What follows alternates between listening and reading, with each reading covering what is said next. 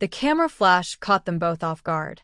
Claire Whitfield's heel slid on a wet plank, and before she could reach for the railing, David Calloway's hand was already at her waist, steady, certain, like he had done it 100 times before. A local reporter lowered her phone and smiled. "What does your husband do for a living?" Claire opened her mouth, closed it, looked at David, whose grip had not loosened. Then she smiled at the reporter and said nothing at all. Before this story goes any further, here is a question worth sitting with, because the whole of what follows is really just this question wearing different clothes. If you had 1 second to correct a stranger's mistake, and correcting it meant letting go of something you didn't know you wanted, would you tell the truth? Or would you stay quiet and let the lie hold you the way his hand was holding her? Keep that question somewhere close. You're going to need it again before the end. Some mornings begin long before the moment that matters, and this one began at 5:40, with David Calloway standing barefoot in his kitchen, watching coffee drip into a mug that had belonged to a woman who no longer existed except in the small, ordinary artifacts she'd left behind. A mug, a handwriting on a grocery list still magnet pinned to the fridge, a smell in the hallway closet that no amount of time had fully erased. He didn't think about Sarah every morning anymore. That itself had taken years, and some part of him still felt guilty about the mornings he didn't.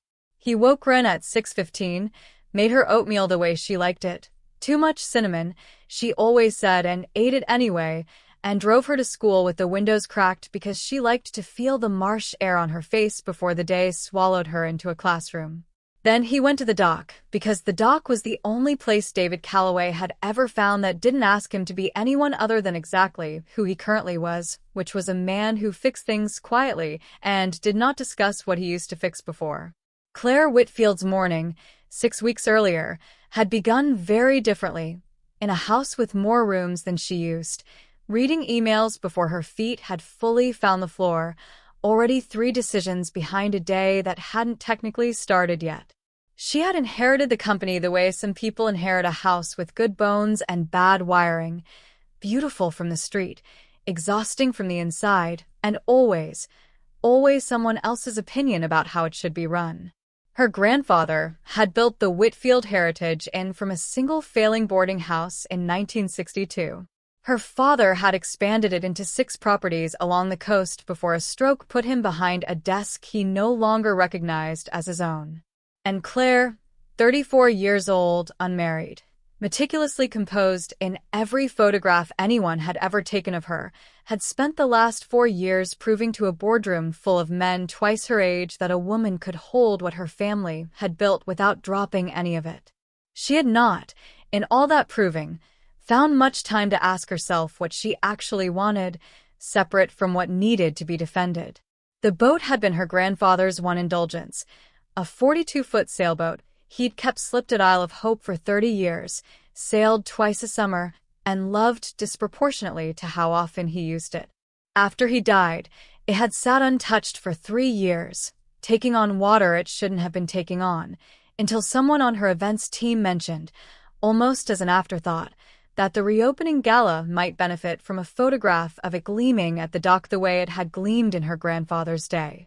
That was the entire reason she called David Calloway. A photograph, a detail, a box to check on a much longer list of boxes. She did not yet understand that some errands rearrange a person's whole life quietly, from the side, while they're still looking straight ahead at the item they came for. 6 weeks earlier, the Isle of Hope dock smelled like low tide and cedar shavings, and David Calloway was on his knees in the belly of a 42-foot sailboat, running his palm along a hull seam that had been leaking for longer than its owner wanted to admit. He worked the way some men pray, without announcing it, without needing anyone to watch. His daughter, Ren, sat cross-legged on the dock above him, sorting screws into a coffee can by size, a habit her father had taught her without ever once calling it a lesson. She was 8 years old and already fluent in the particular silence of boatyards, the kind of quiet that isn't empty, just occupied by something other than talking. David liked that about her. He liked it more than he let himself admit, The way she could sit beside him for an hour and need nothing from him but his presence, which was, he had come to understand, the only thing he had left to give most days, and somehow always enough for her.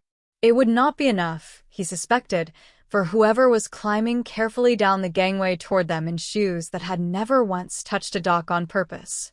Claire Whitfield arrived 10 minutes past 9 in low heels wrong for the planks and a blazer wrong for the heat, and she stood at the edge of the gangway a moment longer than a confident woman should have needed to before she called down into the hull.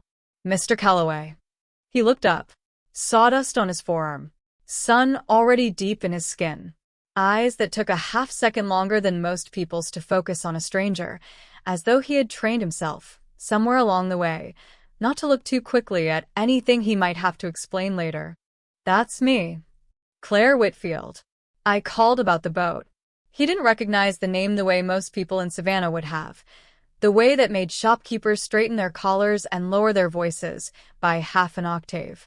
He simply nodded and wiped his hand on his jeans before offering it up the ladder, which she did not take, and then took anyway, because the alternative was undignified in a skirt, and dignity, Claire had learned early, was mostly a matter of not letting anyone see you decide. The boat, she explained, had belonged to her grandfather. It needed to be seaworthy, or at least seaworthy-looking, in time for the reopening gala of the Whitfield Heritage Inn at the end of the month. David asked practical questions. Draft. Age of the hull. Whether she wanted it to actually sail, or just sit pretty at the dock for photographs. She hadn't expected the second question, and found she didn't have a fast answer for it. "Both, I think," she said finally. "It should be able to do the thing it's for, even if nobody asks it to." He looked at her a beat too long, the way a man looks at a sentence he didn't expect to hear from someone in a blazer that cost more than his truck. "I can do that," he said. Run leaned over the dock rail, upside down, hair swinging. "Is she going to be here a lot?" "Run." David didn't look up, but there was a smile buried somewhere in the word. "I don't know," Claire said honestly, surprised by the question. Surprised more by how much she wanted the answer to be yes. "Probably. To check on the progress." "We're slow," David said. "Fair warning. I like slow things done right." It was a small sentence. It shouldn't have landed the way it did. But something in the half-second he held her gaze longer than the conversation required made the air on the dock feel different than it had 5 minutes earlier, and neither of them mentioned it, and neither of them forgot it.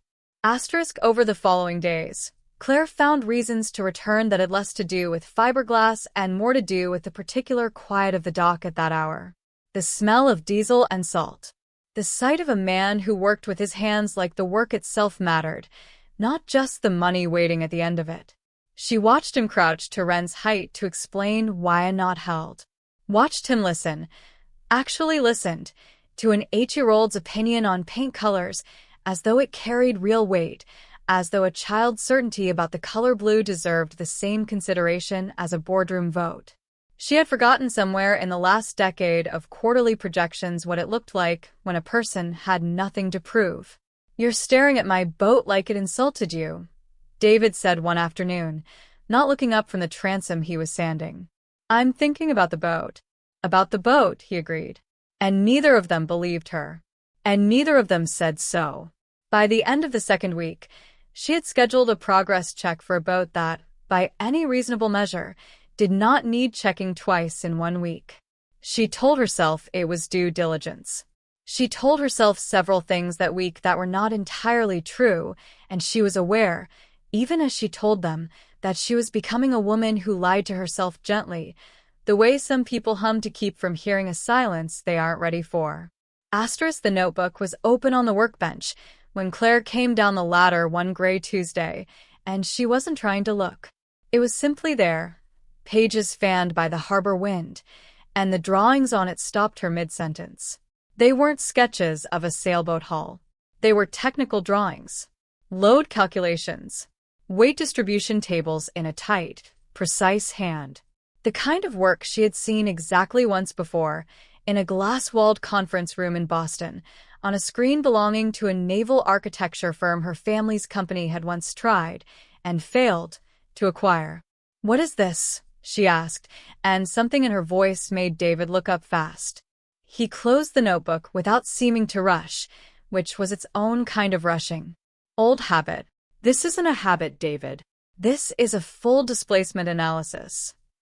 She tapped the cover, not opening it again, giving him that much. "I've sat across a table from people who do this for a living. You're better than most of them." "I used to tinker." "Tinker," she repeated, and let it sit there. Unconvinced. Not pushing. It was Hollis Bragg, the dockmaster, who broke it without meaning to, 3 days later, hollering across the boatyard about a delivery. "Calloway, get your engineer's eyes over here. Tell me if this bracket's rated for the weight." David's jaw went tight. Hollis caught himself half a second too late, glanced at Claire, and busied himself with a clipboard as though it might swallow him whole. Claire didn't press. She watched David's shoulders instead, the careful stillness of a man waiting to see if a door had actually been opened, or if he could still pretend it hadn't. She thought of a dozen questions. She asked none of them. "The bracket's fine," she said instead, "for what it's worth," because she had sat through enough site inspections in her life to know that much herself. And she walked back toward her car without turning around. She didn't fully understand why she'd let it go. Only that something in her recognized the exact shape of a man protecting a life he used to have.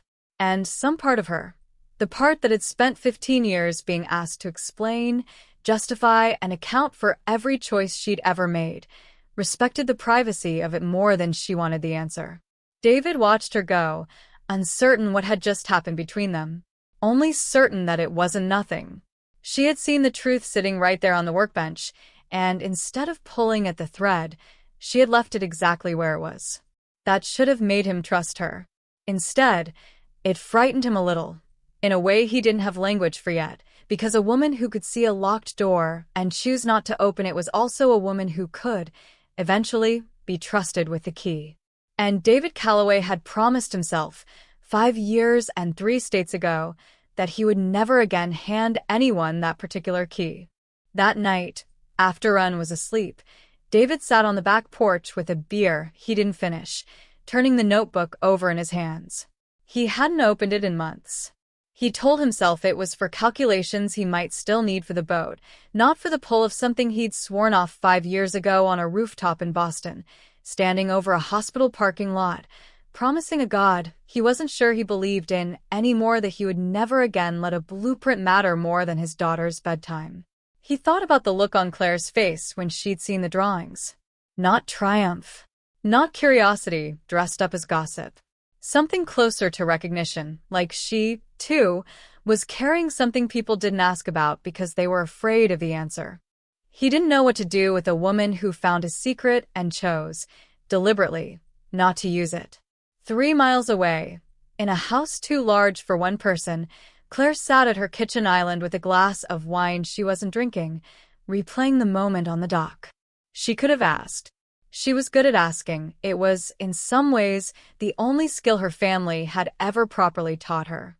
But she had watched David Calloway's hands go still around that notebook, and some old, tired part of her had thought, everyone in my life asks me for something. I don't have to be one more person doing that to him. She didn't have a name yet for what she was feeling. She only knew she had learned something true about the man on the dock, and that the not saying it felt, unexpectedly, like the beginning of trust. Which was strange, because trust was supposed to be built on truth. Nobody had told her, yet, that sometimes it's built on the truths you choose not to take. Grin asked about her first, before either adult had said a single word aloud that might have justified the question. You like her, she informed her father on the drive home from the ice cream stand that same week, kicking her sneakers against the truck's dashboard with the total confidence of a person who had never once had to manage another human being's feelings and therefore had no reason to soften anything. I like a lot of people. You don't talk to a lot of people like that. David kept his eyes on the road. Like what? Careful, Rin said, as though the word had been sitting in her mouth for days waiting for an opening. Like you talk when you're being careful about something you actually want. He didn't answer her. Partly because he didn't have an answer that wouldn't be a lie, and partly because he had learned, in the 5 years since Sarah, that his daughter possessed a kind of unfiltered clarity about human beings that most adults spent decades trying and failing to unlearn back into themselves. Grief had done that to her too, in its own way, made her fluent in the things people didn't say, because she'd had to become fluent in the things her father didn't say for a long time about her mother. He thought, not for the first time, that 8 years old was a strange and unfairly perceptive age to be. Hollis Bragg had known David Calloway for 3 years before he knew anything true about him, and he liked to say, usually over a beer at the end of a long dock day, that this was exactly the right way to get to know a man. Not from a resume, not from a reputation, from watching what he did with his hands when nobody was paying attention to him. What Hollis had learned, slowly, unofficially, mostly by accident, was that David Calloway solved problems other Hullmen wouldn't touch. He'd seen him recalculate a load-bearing bracket in his head faster than Hollis could find his reading glasses. He'd seen him look at a 40-year-old hull and describe, with unsettling precision, exactly how and when it would eventually fail, as if the boat itself had confided in him. He'd asked once early on where a man learned to do that kind of thing without a degree hanging on his wall anywhere Hollis had seen. David had said, picked it up, and changed the subject with the particular smoothness of a man who had rehearsed changing that particular subject many times before. Hollis hadn't pushed. Whatever David was running from wasn't Hollis's business, and Hollis had long ago decided that a man's right to his own privacy mattered more than Hollis's own curiosity, a philosophy that had served him well for 31 years running the Isle of Hope docks and would, before this story was finished, very nearly get set aside for a much better reason. He didn't know, that gray Tuesday he'd hollered across the boatyard about a bracket, that he had just cracked a door David had spent 5 years keeping bolted. He would spend the following weeks quietly, privately, deciding what to do about it, and the decision he eventually made would matter more than anyone standing on that dock could have predicted. The conference room on the 14th floor smelled like fresh coffee and old money, and Preston Whitfield sat at the head of the table like he already owned the chair, which, technically, he did not. "You've missed 2 site walkthroughs this month," he said, sliding a folder across the polished wood without looking at Claire directly. "The board asked me to deliver a boat for the reopening. I'm delivering a boat. The board asked you to deliver a hospitality relaunch that convinces 4 regional investors this family still knows how to run a company." Preston's voice stayed level, which was somehow worse than if he'd raised it. "Instead, you're spending your mornings at a boat dock with a repairman. His name is David Calloway, and he's the best hullman on this coast, which you'd know if you'd ever set foot on that dock yourself." Preston smiled the way he always did when he was losing an argument and wanted her to think otherwise. "I'm not questioning his skill. I'm questioning your priorities." Claire held his gaze until he looked away first, which he always did, eventually, though it cost her more than she let show. She gathered her folder and left before the conversation could go anywhere further, telling herself, on the walk to the elevator, that Preston's opinion of her schedule was not worth the headache building behind her eyes. She ended up at the dock anyway, an hour later, telling herself it was to check the mainsail rigging. David and Run were at the ice cream stand 2 blocks down. David crouched on the curb, so he was eye level with his daughter, while she deliberated between 2 flavors like the fate of the harbor depended on it. Claire almost kept walking. Then Rin spotted her. "Miss Claire, come tell my dad that mint chip is a real flavor and not weird." "It's not weird," Claire said, arriving at the curb, feeling suddenly and strangely nervous, the way she hadn't felt walking into rooms with 9-figure decisions on the table. "See," Rin said, triumphant, and made room on the curb without asking anyone's permission, the unthinking generosity of an 8-year-old who hadn't yet learned that adults were supposed to negotiate their way into each other's afternoons. David glanced up at Claire, a silent question in it, an offer she could decline. She sat down on the curb next to his daughter in a blazer that cost more than most people's monthly rent, and ate a scoop of butter pecan out of a paper cup with a small wooden spoon. And for 11 unhurried minutes, She was not the CEO of anything. She was just a woman on a curb, listening to a little girl explain with total conviction why the dolphins near the marina probably had names, even though nobody had ever asked them. David didn't say much. He watched Ren, and once or twice he watched Claire watching Ren, something unreadable moving behind his eyes. "You're good at this," Claire said quietly, while Ren ran ahead to press her nose against a bakery window. "At ice cream?" "At this." "All of it." She gestured vaguely at the whole unhurried shape of the afternoon. "I don't know how to do this." "You're doing it right now." She didn't have an answer for that, so she didn't give one.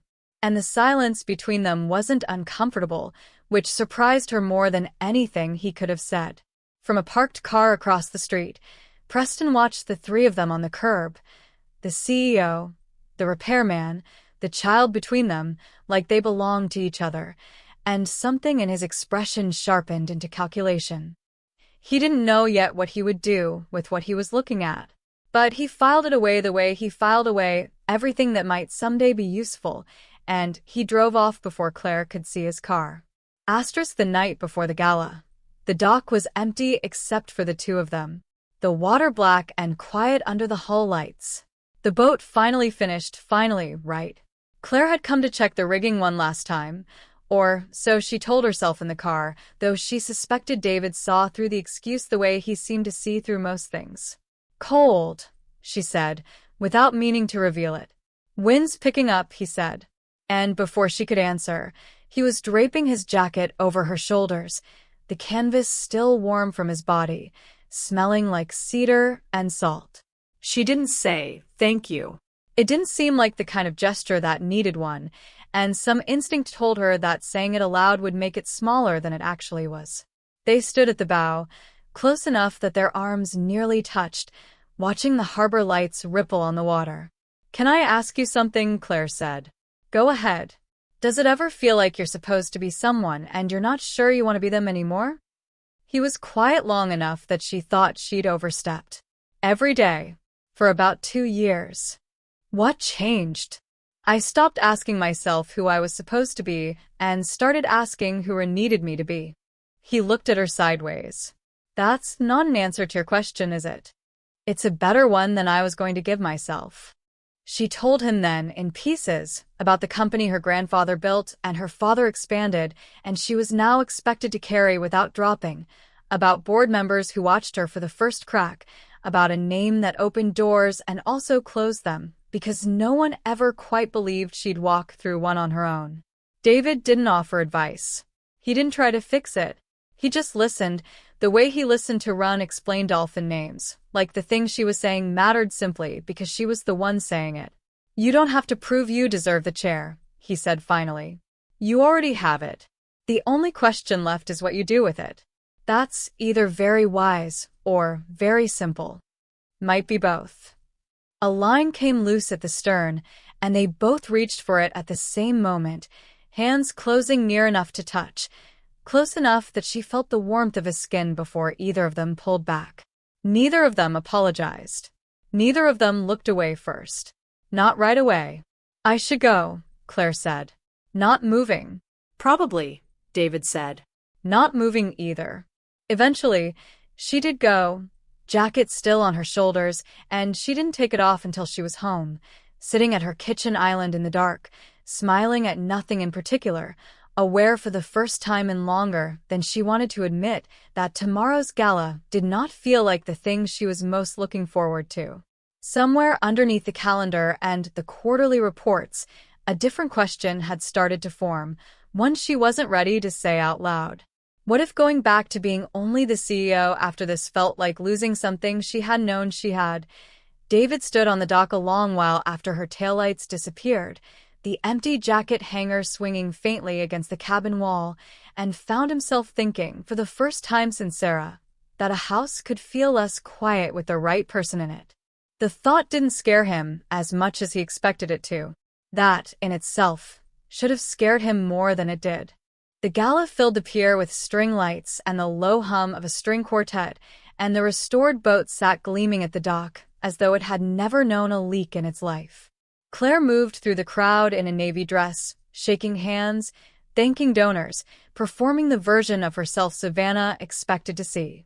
David stood near the boat in a jacket that didn't quite fit the occasion, watching her work the room, feeling out of place in a way he hadn't felt since Boston, and finding, strangely, that he didn't mind it as much as he thought he would. It happened fast. Claire stepped toward the gangway to pose for a photo beside the restored hull. Her heel caught on a wet plank slick with harbor spray, and David crossed the distance without thinking, his hand finding her waist before her balance was even fully gone. She caught herself against his chest, laughing, breathless, and for a moment neither of them moved, because moving would have meant acknowledging how natural it had felt. The reporter's flash went off before either of them noticed her. "That's a great shot," the woman said, lowering her phone with a smile, already typing. "What does your husband do for a living?" Claire felt the question land somewhere just beneath her ribs. The truth was a simple sentence away. He's not my husband. He's the man who restored my grandfather's boat. She opened her mouth, fully intending to say exactly that. But David's hand hadn't left her waist, and some part of her, the part that had spent a lifetime being defined by boardrooms and bylines and a last name she hadn't chosen, did not want to hand this moment over to correction. Did not want to watch it become, in print tomorrow, a footnote about a hired contractor instead of what it had actually felt like, standing here, caught. She smiled instead. "He keeps things afloat," she said, which was true, and answered nothing at all. The reporter laughed and wrote it down exactly, as if it had been an answer. David said nothing. He felt her weight settle back onto her own feet, felt the small, deliberate stillness of her not stepping away from him, and understood, without being told, that something had just been decided between them without either of them using words for it. Neither of them corrected the record for the rest of the evening. Not when a donor congratulated Claire on her marriage. Not when the harbor master's wife asked David how long they'd been together, and he answered, "Feels like a while," which was true in every sense except the one being asked about. By the time the string lights dimmed and the last guests wandered toward their cars, Claire and David stood at the end of the dock alone again, the boat rocking gently behind them. "You didn't say anything," David said finally. "Neither did you." "I didn't know what to say." "Neither did I," Claire admitted, and it was the most honest thing either of them had said all night. Somewhere between the silence and the lie, something had been built that neither of them had architecture for yet. And like every structure built quickly, in the dark, without a blueprint, it would hold, right up until the moment weight was finally put on it. The photograph ran the next morning on the Savannah Coastal Herald's community page, above a caption that read, "CEO Claire Whitfield and her husband celebrate the reopening of the historic Whitfield Heritage Inn." By 9 a.m. it had been shared across half the town's group chats. By noon, someone had forwarded it to Preston Whitfield, who read the caption twice, set down his coffee, and began making a phone call he had been waiting weeks for a reason to make. The emergency board session was called for Thursday morning, and Preston made sure every member had a printed copy of the article before they sat down. "I'm not interested in her personal life," he said, which was a lie so smooth it almost sounded like the truth.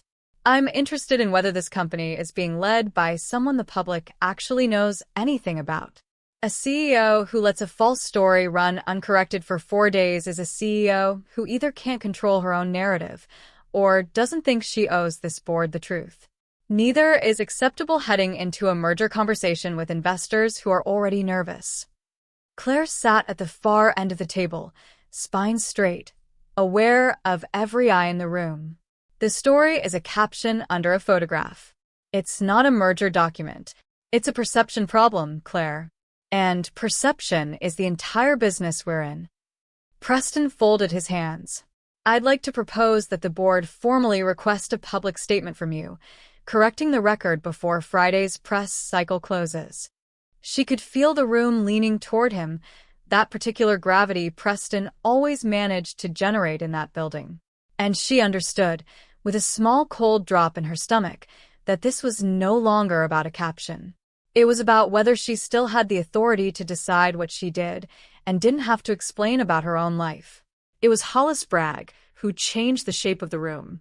Nobody on that board had expected to see a dockmaster in a boardroom that morning. He'd asked David the night before, standing in the boatyard with his cap in his hands like a man at a funeral. "I can't watch that girl get taken apart by that snake while the one thing that would stop him sits locked up in your workshop," he'd said. "Let me say it, David. Just the work. Nothing else." David had stood a long time before answering, jaw tight, the old fear rising in him. The fear of being known again, of a name following him back into rooms he'd spent 5 years avoiding. "Just the work," he'd finally said. "Not Sarah. Not why I left. That part stays mine." Hollis had given his word.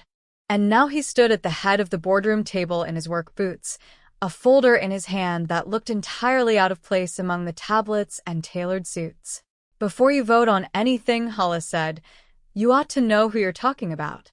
He set the folder down and opened it to a page of technical drawings, patent filings, a whole design with David Calloway's name printed clean at the bottom corner. David Calloway isn't some fellow off the street fixing your family's boat for beer money. He designed the whole system, still licensed by 3 shipbuilders on the eastern seaboard, including one that partnered with this very company on the Charleston Harbor project 6 years back. He walked away from that career on his own terms. He didn't run from anything you need to be ashamed of. The room went still in a way boardrooms rarely do. One member flipped through the patent filings twice, as if the second read might change what the first had said.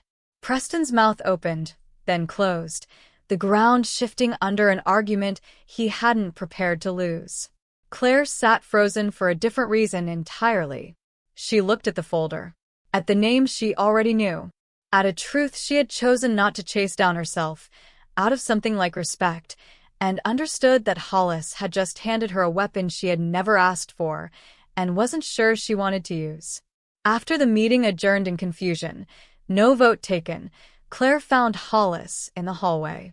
"Does David know you did this?" "He gave me his word I'd say it before I said it," Hollis said. "That's more than most men would have offered." Claire nodded slowly, already turning the next question over in her mind, the one that mattered more than anything Preston could put to a vote. Not whether to use what she now knew, but whether David would ever forgive the world for finding out, and whether she had any right to decide, on his behalf, how much of him the town got to see. Preston moved fast after the board meeting, faster than Claire expected, arranging a press conference for Friday afternoon under the banner of transparency for our investors, a phrase he'd clearly rehearsed in a mirror. He wanted her to stand in front of the cameras and correct the wrecker herself, publicly, on his terms. In his timeline. One more small surrender that would look, to anyone watching, like his idea all along. She almost let him win it by default. It would have been easier. A single sentence, "He's not my husband, he's a contractor," and the whole thing would be over by dinner. Instead, standing at the small podium set up outside the Whitfield Heritage Inn, with half the town and every local camera pointed at her, Claire found David in the crowd before she found her opening line. Wren's small hand tucked in his. Something in her chest settled. 4 days ago, a reporter asked a question, and I didn't correct her answer, Claire said, her voice steadier than she expected it to be. "I want to be honest about why. It wasn't a mistake I let stand because I was careless. It was a moment I didn't want to give away by explaining it." She paused. Let the silence hold. "David Calloway is not my husband. He is a man who restored my grandfather's boat with more care than most people give to things they actually own. He has a daughter he is raising alone, and he does it better than almost anyone I have ever watched try. He also had a career most of you never knew about because he chose, on his own terms, to leave it behind. That choice was his. It still is. I won't be the one standing up here explaining the rest of it to you, because it was never mine to explain." She looked out at the crowd, found Preston's face among the board members near the front, his composure cracking at the edges. "What I will say is this. I am the CEO of this company because I've earned every part of that chair, not because of who I stand next to at a party.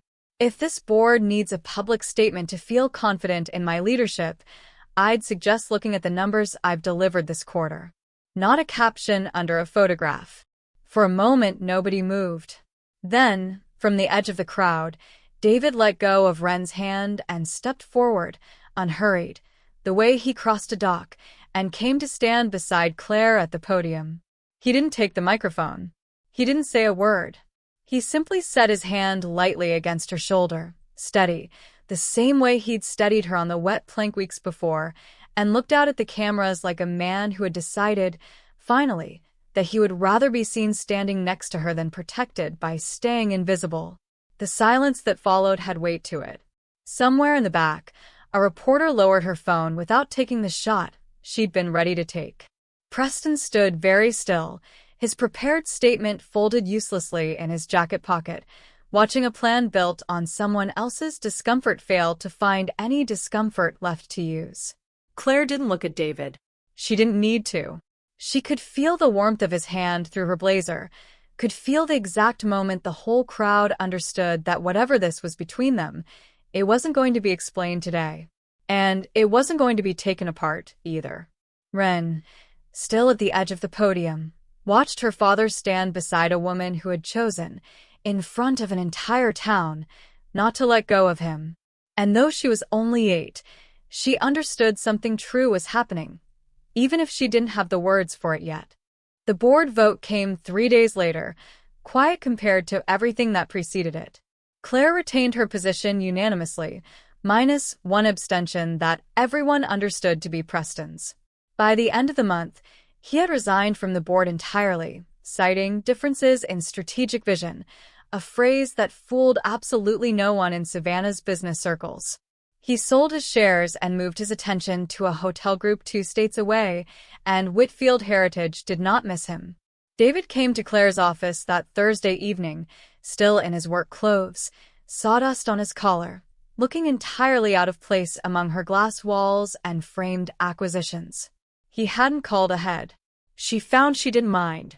"I never thanked you," he said, "for what you set out there. I never thanked you for standing next to me." He sat across from her in the chair usually reserved for investors, and for a while neither of them said anything. The office quiet except for the hum of the harbor beyond the window. "I want to tell you something," David said finally, "about why I really left Boston." She waited, giving him the same silence he'd given her on the boat weeks earlier. "My wife, Sarah. She died 5 years ago. Car accident, not the job. But I was 3 weeks from a deadline when it happened, and I'd missed 2 of Wren's bedtimes that week for a project that, in the end, didn't save anyone's life or change anything that mattered." He looked down at his hands, at the sawdust worked so deep into the creases it would never fully wash out. "After the funeral, I looked at every blueprint on my desk and thought, I built boats that could survive hurricanes, and I couldn't be home for the one night my daughter needed me.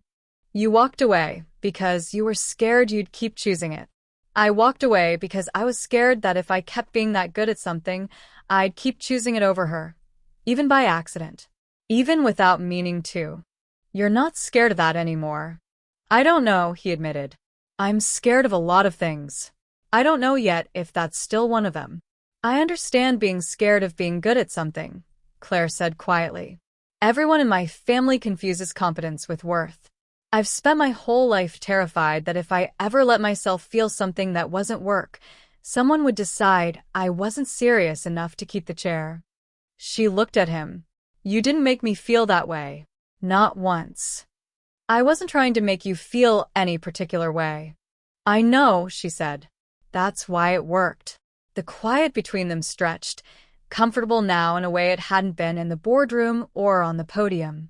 Just 2 people finally saying true things out loud in a room with no cameras, no board members, no last names attached to the conversation. It should have felt like an ending. The truth finally spoken, the debt finally paid. It felt instead like the very beginning of something neither of them had a name for yet, which was its own kind of frightening, because beginnings, unlike endings, ask something of you every single day after. It was Ron who broke it. 3 days later, sitting between them on the dock at sunset, swinging her legs over the water while David checked a line, and Claire watched him do it. The ordinary rhythm of an evening that had started to feel less like a visit and more like a habit. "So, are you?" Ren squinted, working out the sentence with the particular seriousness of an 8-year-old asking the question every adult in the scene had been avoiding. "Are you my dad's, are you his person now?" Neither of them answered right away. Claire looked at David. David looked at Claire. And in the space where an answer should have been, something passed between them that didn't need words, an agreement neither of them was ready to name out loud. But neither of them denied it, either, and Ren, watching both their faces, seemed satisfied enough with that. Some questions, Claire was learning, don't need answers so much as they need someone to stop flinching from them. 3 weeks later, a marine restoration firm out of Charleston reached out to David about consulting on a historic vessel project docked at the Whitfield Heritage in itself, a slow, careful restoration that would take the better part of a year. David almost said no out of habit before he'd even heard the terms. Then he heard them. Part-time. Local. His own hours, built entirely around Ren's school schedule. No travel. No deadlines that could eat a Tuesday bedtime story. He said yes on one condition, the same condition he'd held onto since Boston. "I pick up my daughter at 3:15 every day. That doesn't move for anybody." They agreed without hesitation. David hung up the phone and stood in his workshop for a long moment, letting himself feel something he hadn't expected to feel again, the particular, careful pride of being good at something and still being fully present for the people who needed him. It wasn't Boston. It wasn't the version of himself he'd walked away from. It was better, because this time he'd built it on his own terms, with a woman on a crate in the corner of his workshop most evenings now, trading her heels for the deck shoes she kept at her car, watching him work without needing him to explain any of it. Claire started coming to the dock in the evenings without any excuse at all. Not a rigging check. Not a progress report. Just the simple fact that she wanted to be there. She'd sit on an overturned crate while David worked and narrated increasingly elaborate stories about the harbor's wildlife, and for an hour or two each evening, none of them needed to be anything other than exactly who they were. Hollis watched it happen from the dockmaster's shed most evenings, arms crossed, a small, satisfied smile he thought nobody noticed. He'd carried David's secret for 5 years like a stone in his pocket, and there was a particular relief in watching the weight of it finally set down, not because it had been forced out of anyone, but because it had, in the end, made room for something good instead of taking something away. One evening, after Ren had fallen asleep in the truck and David had carried her in, he came back down to the dock and found Claire still there, barefoot on the weathered planks, looking out at the water gone dark and silver under a rising moon. "No camera this time," he said, coming to stand beside her. "No camera," she agreed. "No reporter asking questions." "No reporter." He reached over and took her hand, simply, without ceremony, the way he'd have picked up a tool he'd used 1,000 times before and trusted completely. She didn't pull away. She laced her fingers through his instead. And they stood there a long while, saying nothing, because for the first time in this whole strange sideways story, nothing needed correcting and nothing needed to be said out loud to be true. A year to the week after the gala, the same pier filled again with string lights, this time for the Isle of Hope Community Festival, a smaller affair, paper lanterns instead of press releases, a band that played requests instead of a string quartet reading from a program.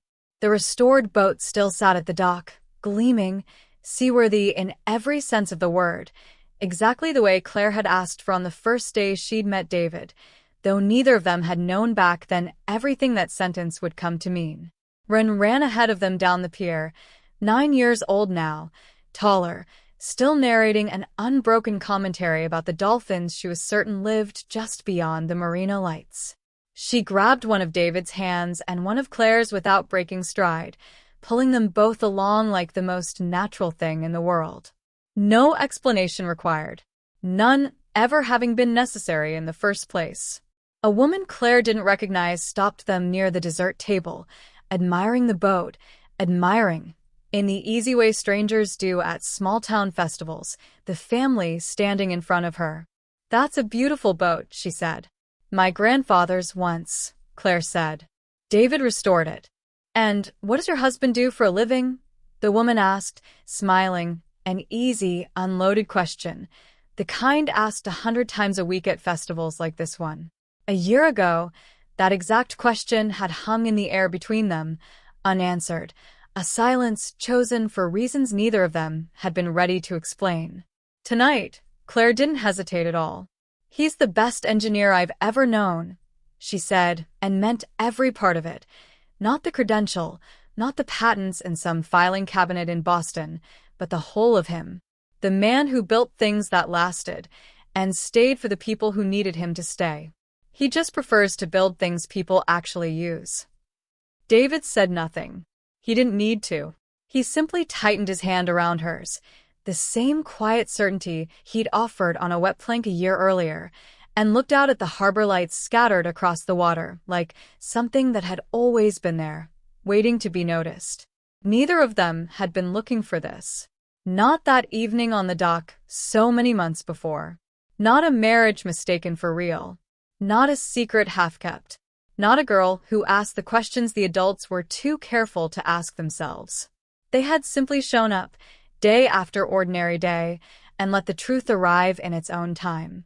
Asterisk if you're still here, still watching, still turning that first question over in your mind. The one about the second you'd have to correct a stranger's mistake. Maybe you already know your answer. Or maybe, like Claire, you won't know it until the flash goes off, and someone's hand is already at your waist, and the silence starts to feel like the truest thing you've ever said. Some wrong numbers dial a stranger. Some wrong questions find exactly the right two people to ask them. And some corrections are never made, not because the truth doesn't matter, but because somewhere along the way, the lie stopped being a lie and became, instead, the first sentence of a much longer story neither of them were ready to write alone. If someone came to mind while you were watching this, someone whose hand found your waist before you even realized you were falling, say their name in the comments. Just their name. Nothing else. Some stories don't need explaining either.